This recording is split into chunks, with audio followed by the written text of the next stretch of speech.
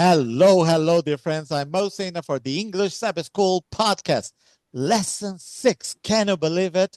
For Wednesday, attention to the pronunciation. It's not Wednesday. Wednesday. It's Wednesday. Two syllables. Wednesday. Wednesday. Wednesday. May 7th. And the title for today's lesson with our special guest. Well, who is our special guest today? Dilma Paim. Woohoo! Tell us the title for today, Dilma.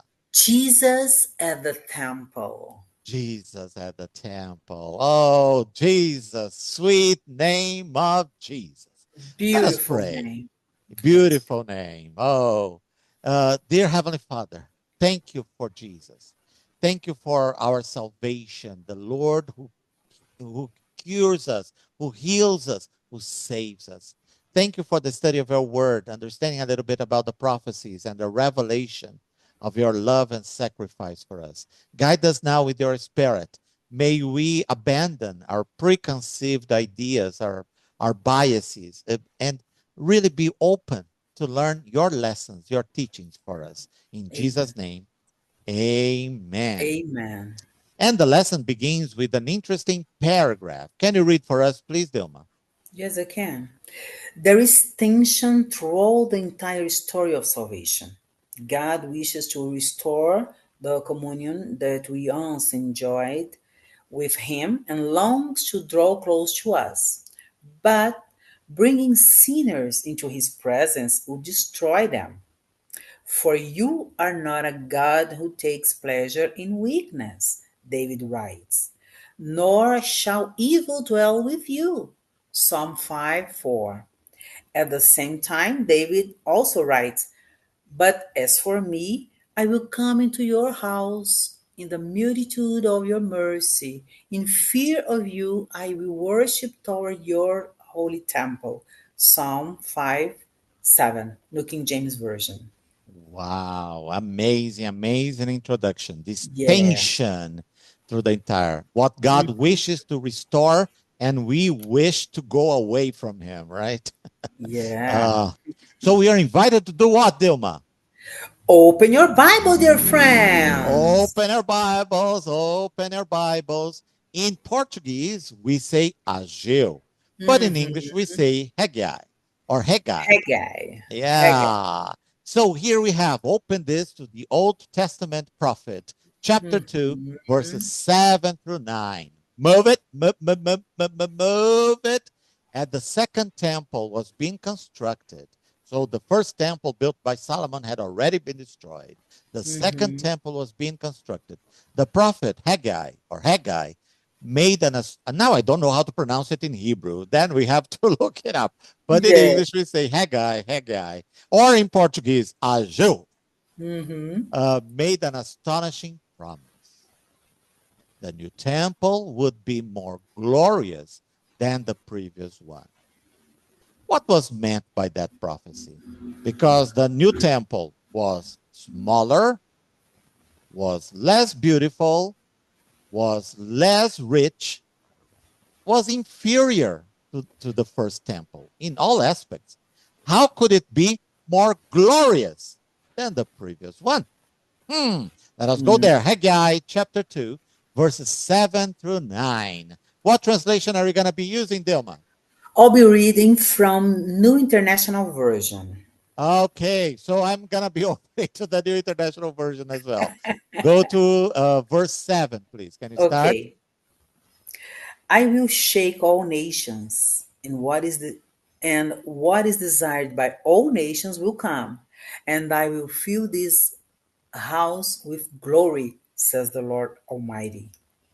Wow, he will fill the house with glory. Wow, what does he mean by that, right? So let us see Yeah. verse 8. Verse chapter 2, verse 8. From the NIV, but friends, feel free to use any translation that you prefer. The silver is mine, and the gold is mine, declares the Lord Almighty. Verse 9. The glory of this present house will be greater than the glory of the former house, says the Lord Almighty. And in this place I will grant peace, declares the Lord Almighty. Yeah, and as I said, the second temple was smaller, was inferior. Mhm. What was Mhm. meant by that prophecy, Dilma? Um, I'm not sure. Maybe in the second temple will be a presence, a special presence, a physical special presence of God. In the person of Jesus. Jesus. Jesus. That's right. Spot on. Yes, spot on. The lesson commenced the following. When the first temple was dedicated by Solomon, the Shekinah glory, the presence of God that had accompanied the children of Israel en route to Canaan, filled the temple. And so the priests could not remain to complete their work of ministry. The Wow. glory filled the Mhm. temple. When the let us take a look at First Kings there, First Kings 8, 10, 11, to see what they Okay. said there. First Kings 8, 10, 11. First Kings Mm-hmm. 8, 10, 11. Can you read verse 10, please, Dilma? Yes, verse 10. NASB, okay? Okay. It happened that when the priests came from the holy place, the cloud filled the house of the Lord. And verse 11, so that the priests could not stand to minister because of the cloud, Wow. for the glory of the Lord filled the Filled house of the the Lord. house of the Lord. And this reminds me of the vision that Isaiah had in chapter 6 Mm-hmm. when he Yeah, said, yeah. I see the Lord seated on the throne, exalted, and the temple of his glory fills the temple with glory, and the Amen. whole earth is filled with his glory. Oh Lord, amazing. So when the second temple was dedicated, the Ark of the Covenant representing God's throne was missing because some faithful men, upset at the nation's sins, had hidden it. The literal presence of God did not fill the temple this time. There was no, it was heartbreaking. Mm-hmm. And many people, they cried when they saw that there was no revelation of God's glory. Mm-hmm. So the Mm-hmm. question, how could Haggai's promise possibly come Come true? true. How? How? How? How, Dilma? Go to the next paragraph. Yeah, it was in the second temple that Jesus, the incarnation of God, appeared in person, in flesh and blood.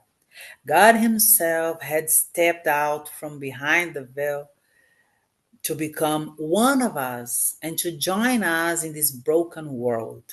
Because the Son of God was now the Son of Man, we could see his face, hear his voice, and witness, for example, when he touched an unclean leper and made him whole.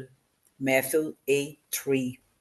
Instead of bringing us closer in his direction, God brought us closer to him by moving in our direction. Wow. Hallelujah. Hallelujah. He came down personally to us. No wonder the Bible said about Jesus, behold, the virgin shall be with child and bear a son, and they shall call his name Emmanuel, which is translated God with us. Think about what this name means. The creator of the cosmos condescended not only to live among us, but to die for us. Wow. Wow. Beautiful. He Beautiful. came Beautiful. down to our level. Yes. Yeah, yeah. The cross is by far the greatest manifestation of God's love. What are other ways we can see and experience the reality of God's love, Dilma? I think there are many ways to do that, but especially when we think our own lives, the way we get to know Jesus, the way we experience our relationship with Him. I think this can bring to us God's love, show to us God's love. Wow, amazing. Yes. And with this thought in mind, we have come to the end of this lesson for Wednesday, May 7th. Jesus at the temple. I am Mo Sena and our dear friend. Dilma Paim, Thank you for taking the time to listen, to share, and to pray for us. And now we are signing signing off, off, off, off, off, off, off, off. off.